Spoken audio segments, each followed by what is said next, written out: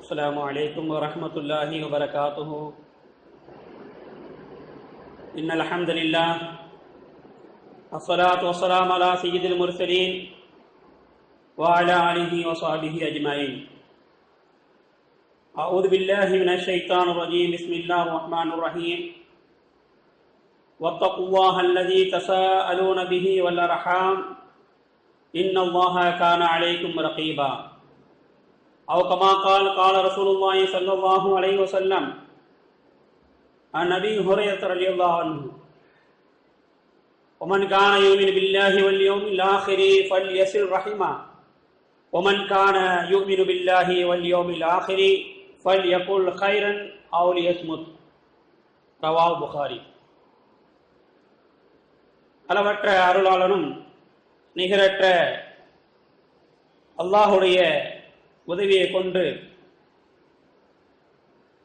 இந்த ஜும்மாவிலே நாம் எல்லாம் நன்மையை நாடி வருகை தந்து அல்லாஹ்வுடைய அருளை பெறுவதற்காக காத்திருக்கக்கூடிய நம்முடைய அனைத்து விதமான நல்ல நன்மையான காரியங்கள் அனைத்தையும் அல்லாஹ்வுக்கு சுப்ஹானஹு வ தஆலா தாமதம் இல்லாமல் நிறைவேற்றி தருகின்ற பாக்கியத்தை ரஹ்மான் தந்தல் புரிவானாக.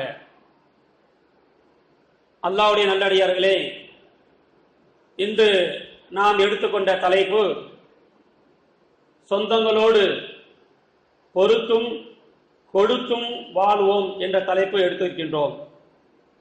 அதாவது அடிப்படை இஸ்லாமியராக வாழ்வதற்கு என்னென்ன தகுதிகள் என்ற அடிப்படை பார்த்தோம் என்று சொன்னால், ஒரு முஸ்லீமா பிறந்துட்டானா பொய் சொல்லக்கூடாது, போராமப்படக்கூடாது, பெருமைப்படக்கூடாது, அவதூறு பேசக்கூடாது, பலவிதமான இதுகள். அப்போதான் அவர் ஒரு முஸ்லீம் என்ற அடிப்படைக்கு என்ன செய்ய முடியும், அந்தஸ்துக்கே வர முடியும். அது மாத்திரமில்லை, அவர் தொழுகணும், நோன்பு வைக்கணும், ஜக்காத்து கொடுக்கணும், தர்மம் கொடுக்கணும், அவர் உழைச்ச காசுல இருந்து பணத்தை கொடுக்கணும். எவ்வளவு பெரிய கஷ்டம் அது.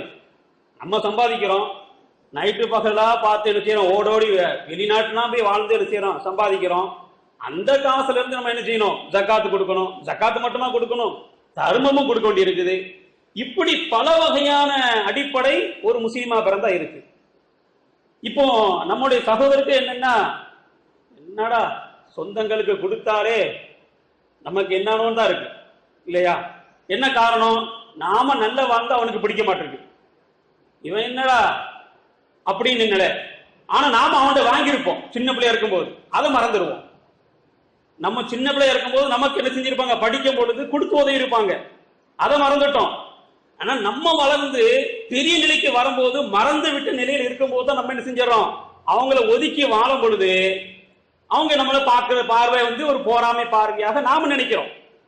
நாம தான் விலகி தானே இருக்கிறோம். அந்த அடிப்படையில பார்த்தோம் என்று சொன்னால் நமக்கு போராமப்படுறதா தெரியும். அடிப்படையாக தான் சொன்னாலே, ஒரு முஸ்லீமா பிறந்தா சுபு தொழுகணும், தஹஜ்ஜத் தொழுகணும், நோன்பு வைக்கிறது. வெயில் நேரம் வந்துட்டு வச்சுருங்களேன், சாப்பிடாம தண்ணி குடிக்காம தாகத்தோட நோன்பு வைக்கணும். எவ்வளவு பெரிய கஷ்டம் இல்லையா? அப்ப இந்த கஷ்டங்கள்லாம் பட்டாதான் என்ன கிடைக்கும், சொர்க்கம் கிடைக்கும். அப்போ சொந்தத்தோட உறவாடி நெருக்கத்தோட கொடுத்து உதவி வாங்கும் என்று சொன்னால்தான் அதுவும் கிடைக்கும். எது கிடைக்கும்? சொர்க்கமும் கிடைக்கும். அப்ப அந்த சொர்க்கம் கிடைக்க வேண்டும் என்று சொன்னால் இந்த சொந்தங்கள் செய்கின்ற பிரச்சனைகளை சந்தோஷமாக எடுத்துக்கொண்டோம் என்று சொன்னா என்ன கிடையாது, அங்க பிரச்சனை கிடையாது, சிக்கல் கிடையாது. அதான் சொல்லுவாங்க, சொந்தங்களை பத்தி சொல்லும் பொழுது நம்மளாம் ஆரம்பத்துல பார்க்கலாம்.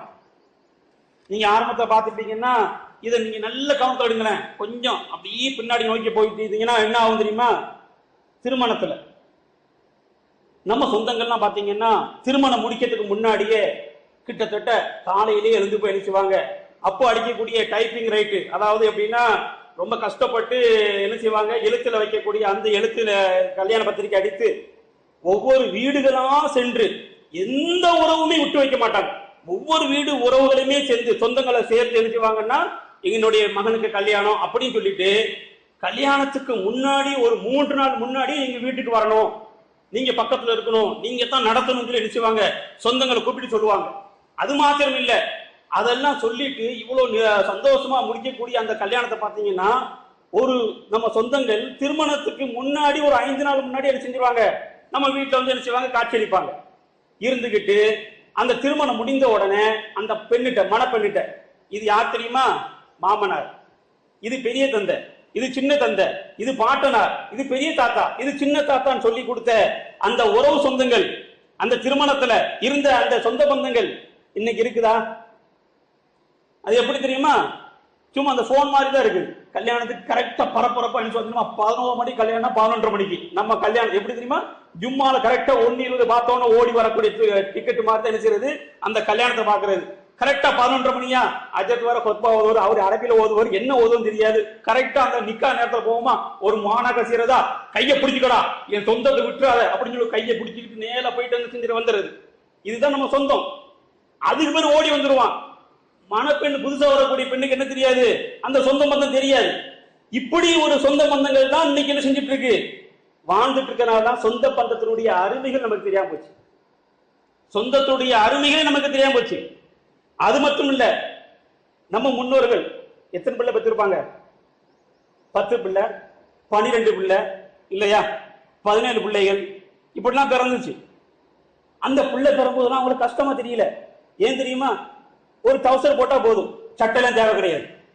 அன்னைக்கு உள்ள பிள்ளை உங்களுக்கு தான் தெரிஞ்சிருக்கலாம். எனக்கு தெரிஞ்ச நினைவுக்கு பொறுத்தவரை பாத்தீங்கன்னா, நானும் சட்டை போடவே இல்லை. எது வரைக்கும்? ஒரு நினைவு தெரிகிற வரைக்கும் சட்டை போடல. புது சட்டைன்னு போட்டோம்னா ஒரு 2 மணி நேரம் பெருநாள் அன்னைக்கு அதோடி முடிஞ்சு போச்சு, இல்லையா? ஆனா இன்னைக்கு என்ன செய்யணும்? சட்டைகள் நிறைய எடுக்கணும், அதுக்கு பீரோல் எடுக்கணும், அந்த பீரோல் வைப்பதற்கு பெரிய வீடு வேணும். ஆக இதுக்கே வேலை என்ன செய்யல, பத்தல. ஆக இதுல சொந்தங்கள் என்கிறது எங்க தெரிய போகுது? ஆக இந்த மாதிரி ஒரு அவசர உலகத்துல அவன் சொல்றான், யாரு கல்யாணம் முடிச்ச பிறகு குழந்தை பிறந்துச்சா, இப்ப என்ன சார் அவசரம், கொஞ்சம் லேட்டா பெற்றுக்கலாமே. கொஞ்சம் லேட்டான பிறகு என்ன, குழந்தை பெற்றாச்சா, ரொம்ப லேட் ஆயிடுச்சு, என்ன செய்யறது, கொஞ்சம் பார்ப்போம். அதுக்கடுத்து கொஞ்ச நேரம் இன்னும் கொஞ்சம் பார்ப்போம். இப்படிதான் நம்முடைய சொந்தங்கள் எப்படி இருக்குதுன்னா, ஒரு ஏக்கமான குழந்தையை பெற்றெடுக்கிறதுல கூட ஒரு அதாவது எப்படின்னா ஒரு சந்தேகத்தோட இருக்கிறாங்க. அப்போ ஒரு குழந்தையை பெற்றெடுக்கக்கூடிய கட்டத்துல, 2 குழந்தையை பெற்றெடுக்கக்கூடிய இந்த காலகட்டத்துல நம்முடைய சொந்தங்கள் சுருங்கி விட்டது, நம்முடைய சொந்த பந்தங்கள் சுருங்கி விட்டது. ரொம்ப சுருங்கி விட்டதுனால எங்கேயோ இருக்கக்கூடிய சொந்த தொப்பில் கொடி உறவாக இருக்கக்கூடிய நம்ம சொந்தங்களை தேட வேண்டியதா இருக்கு. அப்படியே தேடினாலும் நம்ம சொந்தங்கள் தெரிய மாட்டேங்குது. இன்னைக்கு உள்ள காலகட்டத்தில் நம்ம வாழ்ந்துட்டு இருக்கோம். ஸல்லல்லாஹு அலைஹி வஸல்லம் சொன்னாங்க, குர்ஆன் அல்லாஹ் அழகா சொன்னா, வல் அர்ஹாம் என்று சொல்றான். இந்த சொந்தங்களை பத்தி சொல்லும் போது நம்ம நினைக்கலாம், இங்க எப்படி நினைக்கலாம்னா சொந்தங்கள் மிக கஷ்டமா இருக்குது அப்படின்னு நினைக்கலாம். ஆனா அந்த கஷ்டத்துல எவ்வளவு இனிமே இருக்கிறது நம்ம பார்க்கணும். வத்தகுல்லாஹ் அல்லதீ தஸாஅலூன பிஹி வல் அர்ஹாம் இன்னல்லாஹ கான அலைக்கும் ரகீபா. 4வது அத்தியாயம் 1வது வசனத்துல அல்லாஹ் சொல்றான், உங்களுடைய இரத்த கலப்புடைய உங்களுடைய சொந்தங்களை துண்டித்து விடாதீர்கள். உங்களுடைய சொந்தங்களை என்ன செய்ய வேண்டாம், துண்டிக்க வேண்டாம். அவங்களுடைய அன்பாக உறவாடி கொள்ளுங்க. அது மாத்திரம் இல்ல, நீங்க அல்லாஹ்வுக்கு பயந்து கொள்ளுங்க. நீங்க யாருக்கு பயப்படணும்? அல்லாஹ்வுக்கு பயந்து கொள்ளணும். நிச்சயமா அல்லாஹ் உங்களை கண்காணித்துக் கொண்டு இருக்கிறான் என்ற ஒரு விஷயத்தை நீங்கள் கவனித்துக் கொள்ள வேண்டும் என்று அல்லாஹ் சுப்ஹானஹு வ தஆலா தனது வசனத்தை சொல்றான். இந்த சொந்தங்களை பத்தி அது மாத்திரம் இல்ல, அல்லாஹ் மாத்திரம் சொல்லல, நபி ஸல்லல்லாஹு அலைஹி வஸல்லம் அவர்கள் இதற்கு மிக விளக்கமாக, நீங்க நம்ம சொன்ன மாதிரி தான், சொந்தத்தால ஒரு பெரிய பிரச்சனையா இருக்குங்க. ஒரு அடி விட மாட்டிருக்கானே, யாரு? அண்ணன் விட மாட்டிருக்கான் தம்பிக்கு, அண்ணன் தம்பிக்கு விட மாட்டிருக்கான், தம்பி ஒரு அடி விட மாட்டிருக்கான். இந்த மாதிரி நிலையை நம்ம இருக்கும் பொழுது நீங்க என்னங்க சொந்த தம்பி சொல்றீங்க? நமக்குள்ளேயே அப்படி இல்லையே, அண்ணன் தம்பிக்குள்ளேயே ஒரு சொந்த ஒற்றுமை இல்லையே, நீங்க சொந்தத்தை பத்தி சொல்லணும்னா. ஆனா அல்லாஹ்வுடைய தூதர் மிக அற்புதமா சொல்றாங்க, அன் அபீ ஹுரைரா ரலியல்லாஹு அன்ஹு கால ரசூலுல்லாஹி ஸல்லல்லாஹு அலைஹி வஸல்லம் வமன் கான யுமினு பில்லாஹி வல் யௌமில் ஆখির ஃபல்யகுல் ரஹீமா ஃபல்யசுல் ரஹீமா வமன் கான யுமினு பில்லாஹி வல் யௌமில் ஆখির ஃபல்யகுல் கைரன் அவ் யஸ்முதுஹு. நபி ஸல்லல்லாஹு அலைஹி வஸல்லம் அவர்கள் அறிவித்ததாக அபூ ஹுரைரா அறிவிக்கக்கூடிய இந்த ஹதீஸை பாத்தீங்கன்னா, மறுமை நாளை கொண்டு, அல்லாஹ்வை கொண்டு, மறுமை நாள் கொண்டு யார் ஈமான் கொண்டார்களோ அவர்கள் உறவை தன்னுடன் சேர்த்துக் கொள்ளட்டும். அத்தகைய நபர்கள் என்ன செய்ய வேண்டும்? அவர்களுடைய உறவை சேர்த்துக் கொள்ளட்டும். மேலும் அல்லாஹ்வுடைய தூதர் சொல்றாங்க, ஒமன் கான யுமினு பில்லாஹி வல் யௌமில் ஆখির ஃபல்யகுல் கைரன் அவ் யஸ்முதுஹு. மேலும் யார் அல்லாஹ்வை கொண்டும் மறுமை நாளை கொண்டும் இன்னும் ஈமான் கொண்டார்களோ அவர்கள் நல்லதை மட்டும் கூறட்டும், அமைதியான வார்த்தைகளாக பேசட்டும் என்பதாக நபி ஸல்லல்லாஹு அலைஹி வஸல்லம் அறிவிச்சாங்க. புகாரிலே இந்த ஹதீஸ் பதிவாக்கப்பட்டிருக்கு. சரி, இந்த சொந்தங்களை அரவணைத்து வாழக்கூடிய பாக்கியங்கள் நமக்கு என்னென்ன கிடைக்குது பார்க்கணும். முதல்ல சொந்தங்களால என்ன நன்மைகள் நமக்கு கிடைக்கும் என்று சொன்னாதான் அந்த சொந்தத்துடைய நன்மைகள் நம்ம விளங்கிக் கொள்ள முடியும். நம்ம என்ன விளங்கிக்கிட்டோம்னா, சொந்தத்தால துயரங்கள் துன்பங்கள் இருக்கு என்பதுதான் விளங்கிக்கிட்டோம்.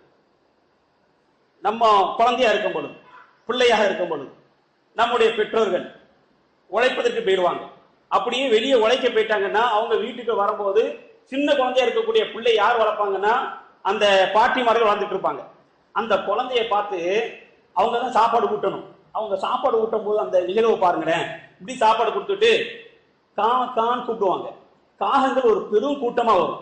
அந்த கூட்டமா வந்த உடனே அந்த காகத்துக்கு சாப்பாடு வைத்து அந்த காகம் ஒவ்வொன்றையாக அந்த செய்யும் இறைய சாப்பிட்டுட்டு இருக்கும். அப்போ இந்த பாட்டி சொல்லுவாங்க, அந்த அம்மா அந்த பேரனுக்கு சொல்லும், எப்பா இந்த காகத்துக்கு உணவு வைத்த உடனே எப்படி ஒரு பெரும் கூட்டமாக வந்து சாப்பிட்டு அது மாத்திரம் சாப்பிடாம எல்லாத்தையும் கூப்பிட்டு சாப்பிடுது இல்லையா, அதே போலதான் நீ என்ன செய்யணும், ஒற்றுமையா இருக்கணும். நம்முடைய குடும்பத்துல பிரிவே இருக்கக்கூடாது. அண்ணனுக்கு நீ கொடுத்து உதவணும், தம்பிக்கு நீ கொடுத்து உதவணும், பாட்டிக்கு தரணும், சின்ன தாத்தாக்கு தரணும் என்று சொல்லி அறிவுரைகளை வளர்த்து என்ன செஞ்சாங்க நம்ம பாட்டிமார்கள் முன்னோர்கள். அப்படி கொடுத்து என்ன செஞ்சாங்க, சோறு ஊட்டி வளர்த்தாங்க. அது மாத்திரம் இல்ல, மாட்டு வண்டி வரும்.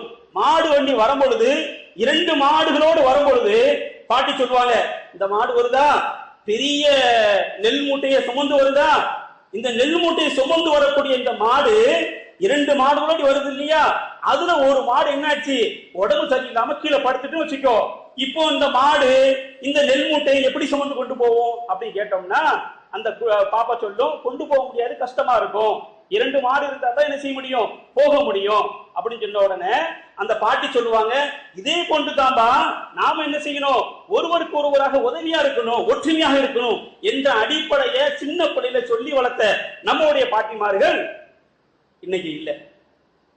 ஏன் இல்லைன்னா நம்முடைய வளர்ச்சி, நம்முடைய பொருளாதாரம், நம்முடைய செல்வாக்கு, நம்முடைய வியாபாரம் பல வகையில விரிந்ததன் காரணமாக, பல இடங்களுக்கு சென்றதன் காரணமாக, நம்முடைய உறவுகளை நமக்கு தெரியாமல் போய் வருவதன் காரணத்தினால நாம என்ன செஞ்சிட்டோம், இந்த மாதிரி நல்ல நல்ல விஷயங்களை விட்டதன் காரணமாக நமக்கு ஏற்பட்ட ஒற்றுமைகள் இன்னைக்கு பிளவாக இருந்து கொண்டிருக்கிறோம். எங்க இருந்து ஆரம்பிக்கணும் ஒற்றுமையை, எங்க இருந்து நன்மையை ஆரம்பிக்கணும், எங்க இருந்து சேர்த்து இருக்கக்கூடிய நன்மையை ஏற்படுத்தணும்னா ஆரம்பத்தில் சொல்லித்தரக்கூடிய அந்த பெற்றோர்கள் இன்று நமக்கு என்ன செய்யல இல்ல. பாட்டிமார் என்ன செய்வாங்கன்னா அப்படி கையை கூப்பிட்டு, தாத்தாமார்கள் வாப்பா அப்படி கூட்டு போவாங்க. இது என்ன மரம் தெரியுமா, இது வேப்பையில, இந்த வேப்பையில என்ன நன்மை இருக்கு தெரியுமா அப்படின்னு சொன்ன உடனே என்ன நன்மை இருக்குது, இதுல பகல்ல தான் காற்று வாங்கணும், இரவு நேரத்துல படுக்க கூடாது, இது சொல்லி கொடுத்த நம்ம முன்னோர்கள். ஏன் தாத்தா ஏன் போடக்கூடாது, ஏன் படுக்க கூடாது, நைட்டு பகல்ல ஏன் நிக்கணும், பகல்ல நமக்கு உடல்ல சுகத்தை தருது. இந்த காற்று, அதாவது இந்த நிலையில இருப்பதன் மூலமாக நமக்கு உடல்ல சுகம் தருது, இதனால நோய் குணமாகுது. ஆனா அதே சமயம் நம்ம இரவுல இங்க படுத்தோம்னா, இந்த வேப்பிலைக்கு மரத்தின் கீழே படுத்தோம் என்று சொன்னா நோய் ஏற்படும் என்று சொல்லி கொடுத்த நம்ம முன்னோர்கள் இன்று இல்லை. சொல்லி தந்து படிப்பினை ஊட்டி வளர்க்கக்கூடிய ஆட்கள் இல்லை.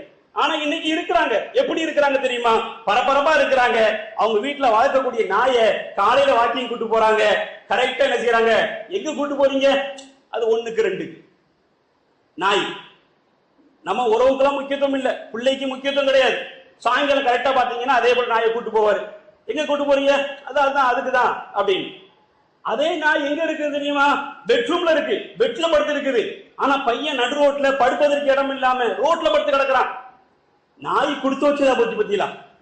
நாய்க்கு கூட குடிப்பினை கிடைச்சிருக்கு. அது சொல்லுவாங்க, பிறந்தால் லக்கா பறக்கணும், கூரையை பிரிச்சுட்டு கொடுக்கப்பட்டது மாதிரி நாய்க்கு கூரை பிடிச்சு கொடுக்கப்பட்டதுனால ஏசி ரூம்ல படுக்குது, பெட்ல படுக்குது, விதவிதமான உணவுகள் கிடைக்குது. அதுக்கு சோப்பு பவுடர் என்ன, சோப்பு என்ன, அதுக்கு தனி ஸ்பெஷல் சாப்பாடு, ஸ்பெஷல் உணவு, அதுக்கு தனி மருத்துவர்.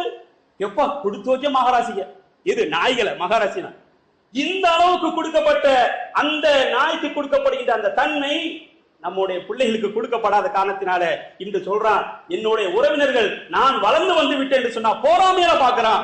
நான் ஒரு வீடு வாங்கிட்டா போராம பாக்குறான்.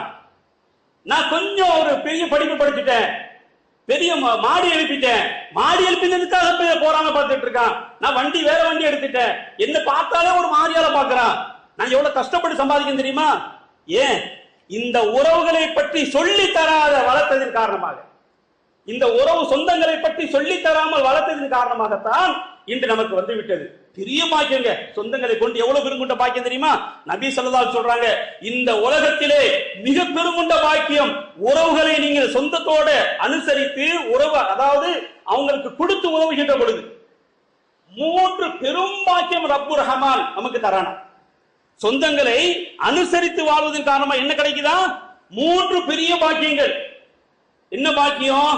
அல்லாஹ் சுப்ஹானஹு வ தஆலா சொல்றாங்க, அதாவது நபி அவர்கள் சொல்றாங்க, அபூ ஹுரைரா அறிவிக்கக்கூடிய இந்த வசனம் வந்து புகாரில் இடம்பெற்றிருக்கு, முஸ்லிம்ல இடம்பெற்றிருக்கு. மன் சர்ரஹு ஐ யபசுத லஹு ஃபீ ரிஸ்கிஹி, சொந்தங்களை யார் ஒருவர் ஆதரித்து அவருடைய துன்பங்களை சகித்து அவருக்கு கொடுக்க வேண்டும் என்ற ஆசையோட அவர் அரவணைத்து வாழ்கின்றாரோ, அந்த சொந்தங்களை இணைந்து வாழ்கின்றாரோ, அவர் எப்பேற்பட்டவராக இருந்தாலும் சரிதான், அவர் இவருக்கு மோசடியே செய்யட்டும், இவருக்கு அநியாயம் செய்யட்டும், இவருக்கு அக்கிரமம் செய்தாலும் சரிதான், இவருடைய சொத்தை அபகரித்து இருந்தாலும் சரிதான், இவன் நாசமா போகட்டும் என்று ஒவ்வொரு தொழிலை பிரார்த்தனை பண்ணினாலும் சரிதான், அவர் அல்லாஹ் விட்டு அடுத்துக்காரர் கிடையாது. சரியா? இப்பேற்பட்டவருக்கு அல்லாஹ்வுடைய தூதர் மிக அற்புதமா சொன்னாங்க, மன் சர்ரஹு அய்யபசுத லஹு ஃபீ ரிஸ்கிஹி, எவர் ஒருவர் தன்னுடைய சொந்தங்களை அரவணைத்து ஒருங்கிணைத்து ஒற்றுமையுடன் வாழ்ந்து வருகிறாரோ, அல்லாஹ்வுக்கு சுப்ஹானஹு வ தஆலா அவருக்கு அழகான ஆரோக்கியமான உணவை, விசாலமான உணவை வழங்குகிறான், தடங்கள் இல்லாத உணவை வழங்குகிறான். யாருக்கு? இப்போ எல்லாருமே கொஞ்சம் நீங்க நம்முடைய மனசுல நம்முடைய இதயத்துல கை வைத்து, நான் எந்த நிலையில் இருக்கிறேன், நான் எந்த சிந்தனையில் இருக்கிறேன், நான் என்னுடைய உறவுகளோடு ஒட்டி உறவாடி கொண்டு இருக்கிறேனா, அதை நீங்க பாருங்க. ஆக அதை பார்த்துட்டு நான் சாப்பிடுகின்ற உணவு ஹலாலா ஹராமான்னு பாருங்க. சொந்தங்களை தேடி இப்போ விட்டு விலகி இருந்தோம் என்று சொன்னால் அந்த சொந்தங்களை தேடி பிடித்து செய்யுங்க. சலான் சொல்லி நல்லா இருக்கீங்களா, யாரோ கண்ணுக்கு தெரியாத ஒருத்தனுக்கு உதவி பண்ணி, இன்னைக்கு பாத்தீங்கன்னா நிறைய செய்திகள்லாம் வரும், நான் யாருக்கோ படிக்க வைக்கிறேன்னு. ஒவ்வொரு சொந்தக்காரங்களும் என்ன பாத்தீங்கன்னா ஒரு பெரிய பணக்காரர் இருப்பாங்க. அந்த பணக்காரர்கள் விரும்பி தான் வீட்டுல யார் கஷ்டப்படுறாங்களோ அவருக்கு கொடுத்து உதவி வந்தாலே போதுங்க, யாருமே கஷ்டப்பட மாட்டாங்க. எல்லா சமுதாயத்திலும் பாத்தீங்கன்னா பணக்காரங்க எல்லாருமே இருக்கிறாங்க. அந்த எல்லோருமே என்ன செய்யணும், தன்னுடைய சொந்தத்தில் உள்ளவங்க யார் கஷ்டப்படுறான் தேடி பிடிச்சு கொடுத்து வந்தோம் வச்சுங்களேன், அதே போதும் மிக சிறந்த ஒரு வாழ்க்கையை இந்த உலகத்துல என்ன செய்யும், கஷ்டம் இல்லாத வாழ்க்கையை வாழ முடியும். ஆனா என்ன ஆக்கப்பட்டிருக்கு, இந்த சொந்தங்களை விட்டு விலகி இருக்கக்கூடிய மனிதர்களா நாம இருக்கிறோமா என்பதை நீங்க முதல்ல பரிசோதிக்கணும். எப்படி பரிசோதிக்கணும்? இப்போ நான் சொந்தத்தோட உருவாடி கொண்டு இருக்கிறேன்னு வச்சுங்களேன், எனக்கு இறைவன் கொடுத்த விசாலமான உணவு டிக்ளர் ஆயிடுச்சு, தங்கு தடை இல்லாம காலை உணவா கண்டிப்பா கிடைக்கும். இப்போ நல்ல கவனிக்கணும், விசாலமான உணவு என்று சொன்னா நல்ல கவனிக்கணும். நோயில படுத்துட்டா வச்சுங்களேன், சாப்பாடு இல்லாம தண்ணி இல்லாம படுக்கக்கூடிய இருப்பாங்க இல்லையா, அந்த நோய் வராதுங்க. ஏன்னா தடை இல்லாத உணவுல கிடைக்குது. தடை இல்லாத உணவு கிடைக்கின்ற போது பாக்கியம். அப்ப பெரும் பாக்கியத்துக்கு சொந்தக்காரா யார் இருக்கிறாரு? மன் சர்ரஹு அய்யபசுத லஹு ஃபீ ரிஸ்கிஹி, விசாலமான உணவை ரஹ்மான் என்ன செய்றான், அல்லாஹ் தஆலா அவருக்கு வழங்குகிறான் என்று சொன்னா எவ்வளவு பெரிய பாக்கியம். அது மாத்திரமா அப்படி சொன்னாங்க, வா யனஸஅலஹு ஃபீ அஸரிஹி ஃபல்யஸில் ரஹிமஹு, இந்த உணவை கொடுப்பது போல யார் ஒருவர் சொந்தங்களோடு அரவணைத்து ஒற்றுமையோடு வாழுகின்றாரோ அவருக்கு அல்லாஹ்வுக்கு சுப்ஹானஹு வ தஆலா நீண்ட ஆயுளை கொடுக்கிறான். எந்த ஆயுள்? இப்போ நீண்ட ஆயுளுடைய மறுபக்கம் என்ன? நீண்ட ஆயுள்னா அதனுடைய மறுபக்கம் அமைதி, இனிமை, இன்பம், சந்தோஷம், மகிழ்ச்சி. இதுதான் நீண்ட ஆயுளுக்குரிய வழிமுறை. நீண்ட ஆயுள் சொன்னாலே என்னங்க, ஒருத்தன் 110 வயசு வாழ்றான்னு சொல்லுவான். அந்த 110 வயசு உள்ள ஆள் பாத்தீங்கன்னா நடந்து போயிட்டு இருப்பாரு இல்லையா, பல்லு இருக்கும், கண்ணாடி போட்டிருக்க மாட்டாரு, கையில கம்பு உண்ண மாட்டாரு, பாக்குறோமா இல்லையா? அந்த நீண்ட ஆயுள், அவருக்கு நோய் இருக்காது. என்ன காரணம்?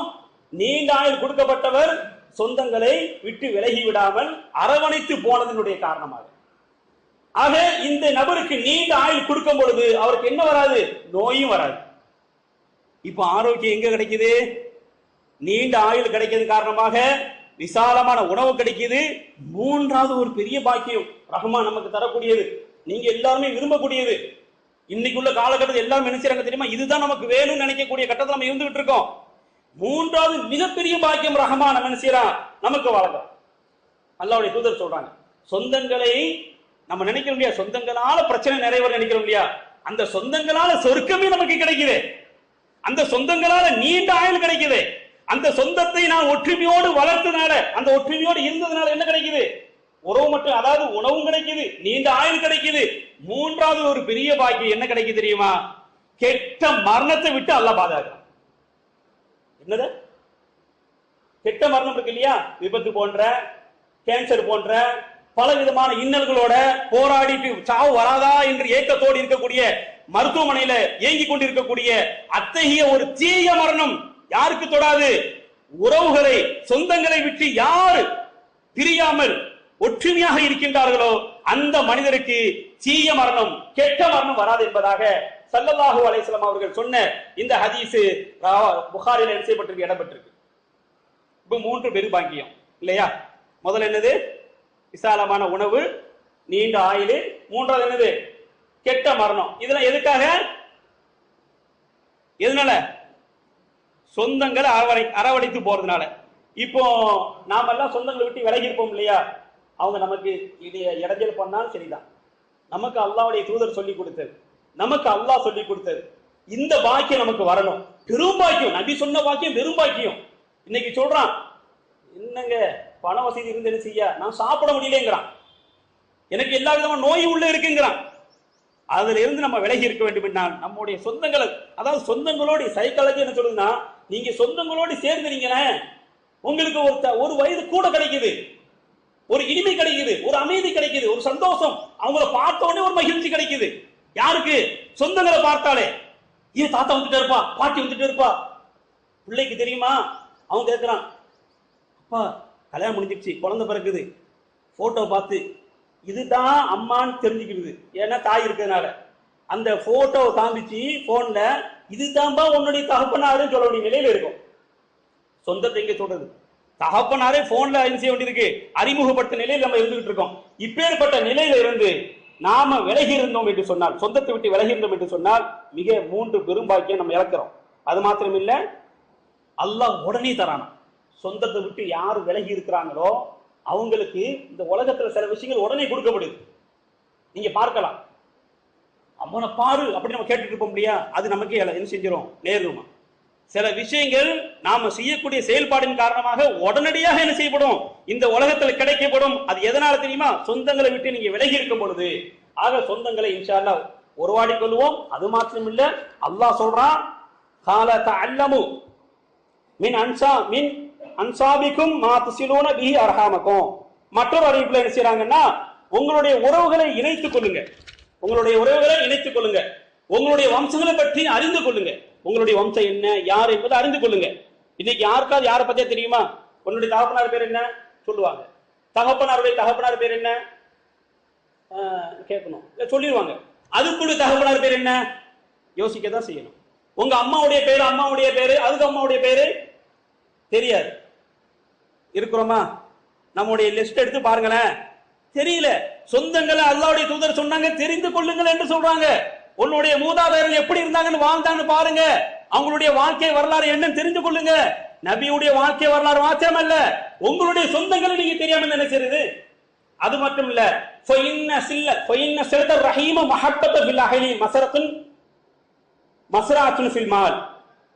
அதாவது நிச்சயமாக உறவை ஆதரிப்பது என்பது உங்களுக்கு மத்தியிலே பிரியத்தை ஏற்படுத்தக்கூடியதாக இருக்கிறது என்பதாக ஸல்லல்லாஹு சொல்றாங்க. அதுல மாத்திரம் இல்ல, அபிவிருத்தியும் ரஹமத்தும் இதுல இருக்குது. உங்களுடைய சொந்தங்களை நீங்க சேர்த்துக் கொள்ளணும் இருக்குது.